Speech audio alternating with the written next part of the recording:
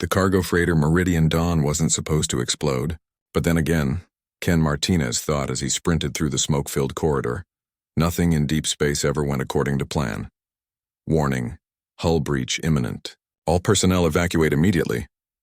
The automated voice echoed through the station's speakers, calm and indifferent to the chaos unfolding around it. Ken had been loading supplies in Docking Bay 7 when the explosion ripped through the commercial sector. Now flames licked at the walls of the refugee quarters, and the screams of trapped civilians pierced through the roar of the inferno. Most people were running toward the escape pods. Ken was running the other way. "You're insane, Martinez," his coworker had shouted as Ken grabbed a fire extinguisher and charged back into the burning section. But Ken had heard something the others hadn't. A child's cry, high-pitched and terrified, coming from the alien residential wing.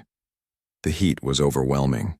His hazard suit's temperature warnings flashed red across his visor display, but he pushed forward, following the sound. Through the smoke, he spotted her, a small figure huddled beneath a collapsed beam, her lavender skin stark against the orange flames. She couldn't have been more than 6 years old in human terms. "Hey, I've got you," Ken shouted, dropping beside her. The girl looked up with wide, luminescent eyes, 4 of them arranged in a delicate pattern across her face. She was Vexarian, one of the galaxy's most reclusive species. Ken had seen maybe 3 Vexarians in his entire decade working on the station. The beam pinning her down was superheated metal, already beginning to sag from the intense fire. Ken grabbed it with both hands, his gloves immediately beginning to smoke. He heaved, muscles straining, but it wouldn't budge. "Hold on, kid. Just hold on." He repositioned himself, wedging his right hand under the beam for better leverage. With a roar of effort, he lifted. The beam shifted. The girl, Mia, he would learn her name was later, scrambled free. Then the ceiling gave way. Ken felt the impact before he registered what happened. A support strut crashed down, and in the explosion of sparks and screaming metal, his right hand was crushed between the falling debris and the beam he'd been holding. The pain was instant and absolute, a white-hot supernova that consumed his entire awareness. But his left hand was still free, and Mia was still in danger. With his vision tunneling and his breath coming in gasps, Ken grabbed the child with his good hand and ran. He didn't think about his mangled right hand, didn't think about the blood seeping through his suit, didn't think about anything except getting this little girl to safety. He crashed through a service door, stumbled down a maintenance shaft, and finally burst through into the emergency evacuation zone. Medical personnel swarmed them immediately. Ken's last conscious thought as he collapsed was relief. The girl was crying, which meant she was alive. Ken woke up 3 days later in the medical wing. His right arm ended at the wrist, wrapped in regenerative bandages. The doctors told him they'd done what they could, but the damage had been too severe. Even with advanced medicine, some injuries were beyond repair. He'd never have that hand back. He was still processing this information when his room's door opened and a woman entered. She moved with a grace that seemed to defy the station's artificial gravity, her lavender skin shimmering with an inner luminescence that Ken had never seen on any Vexarian. She wore robes that seemed to be woven from starlight itself, and her 4 eyes held the depth of ancient wisdom.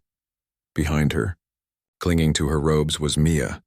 "Mr. Ken Martinez," the woman said, her voice resonating with harmonics that seemed to bypass his ears and speak directly to his mind.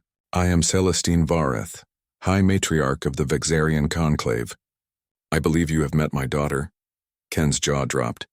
The High Matriarch, the leader of an entire species, one of the most powerful beings in the known galaxy. And he'd pulled her daughter out of a fire. I didn't know," Ken stammered. "I just heard her crying." "Precisely," Celestine said, moving closer. "You did not know who she was. You did not know what rewards or recognition you might gain. You simply heard a child in danger and you acted. This is what we have come to understand about humanity. Mr. Martinez, you possess something that we Vexarians in all our long history have struggled to comprehend, an instinctive willingness to sacrifice for strangers." Mia pulled away from her mother and approached Ken's bedside. In her small hands she held something that glowed with a soft blue light, a crystalline sphere perfectly formed and pulsing with energy. "This is a Vexarian life bond," Celestine explained. "It is the highest honor my people can bestow. Mia has chosen to link her life force to yours. You saved her at great cost to yourself. Now we repay that debt." Before Ken could protest, Mia placed the sphere against his bandaged stump. The crystal melted, flowing like liquid light into his wounded arm. Ken gasped as warmth spread through his body, but it wasn't painful. It was like being embraced by the sun itself. The bandages fell away. Where his hand had been, new tissue was forming, but it wasn't quite human. His new hand glowed faintly with the same luminescence as Vexarian skin. And he could feel something extra, a connection to Mia, a sense of her presence like a gentle warmth in the back of his mind. "She has given you part of her essence," Celestine said softly. "You are forever linked, and through this bond you are now family, not just to Mia, but to all Vexarians." Ken flexed his new hand, marveling at the way the light danced across his fingers. "I don't understand. Why go this far? I just did what anyone would do." "But that is where you are wrong," Celestine said. And for the first time, Ken saw something like sadness in her ancient eyes. "Not everyone would do what you did. Most species in this galaxy calculate risk and reward. They weigh the cost before acting. But humans run into fires. You have a saying, do you not? Greater love has no one than this, that someone lay down their life for their friends. But you did not even know my daughter. You had nothing to gain and everything to lose. Yet you did not hesitate." She placed her hand over her heart in a gesture of deep respect. "The Vexarian conclave has remained neutral in galactic politics for millennia. We have watched civilizations rise and fall, and we have never chosen sides. But today that changes. Humanity has shown us something we thought was myth, genuine selfless courage.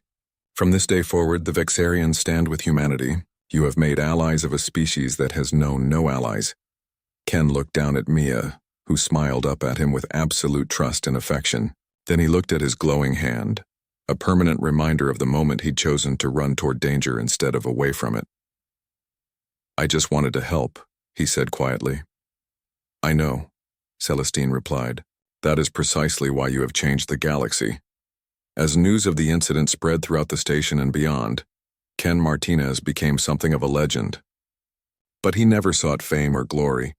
He went back to his job in the docking bay, though now his glowing hand made him easy to spot in the crowds. And sometimes, on quiet nights, he would feel a gentle warmth in his mind, Mia, reaching out across the stars, reminding him that he wasn't alone.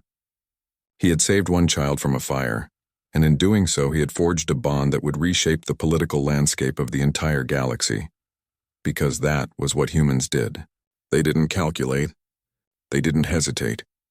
When someone needed help, they ran toward the fire. The end.